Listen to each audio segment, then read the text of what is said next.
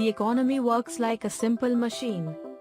But many people don't understand it, or they don't agree on how it works, and this has led to a lot of needless economic suffering.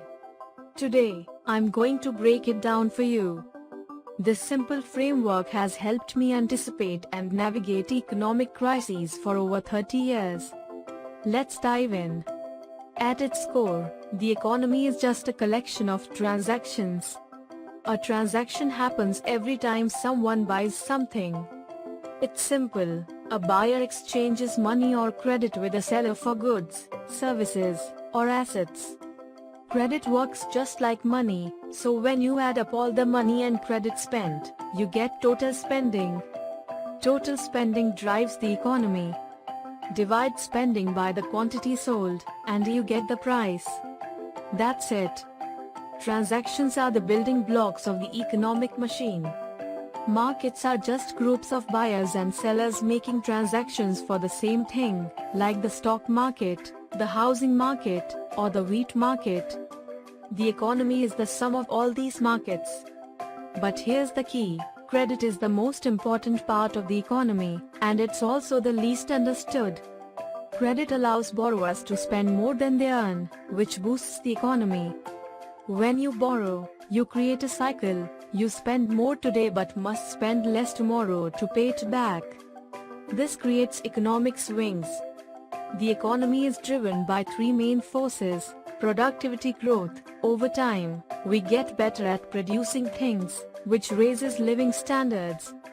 The short-term debt cycle, lasting 5 to 8 years, this cycle is driven by credit. When credit is easy to get, spending rises, and the economy grows. When credit tightens, spending falls, and we get a recession. The long-term debt cycle, over decades, debt grows faster than income, leading to a massive debt burden. When this peaks, we get a deleveraging, a painful period where debt is reduced. Let's focus on the short-term debt cycle. When credit is easy to get, people borrow and spend more. This drives up incomes and prices, what we call inflation. To control inflation, central banks raise interest rates. Higher rates make borrowing more expensive, so spending slows. This leads to less income, lower prices, deflation, and a recession. To fix this, central banks lower rates, and the cycle starts again. Over decades, debt grows faster than income, creating a long-term debt cycle. Eventually, debt burdens become too high, and we hit a deleveraging. In a deleveraging, people cut spending, incomes fall, and asset prices drop. This creates a vicious cycle.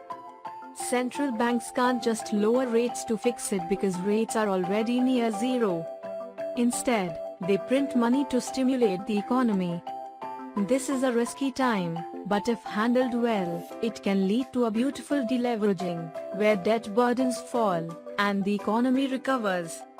While credit drives short-term cycles, productivity is what matters most in the long run.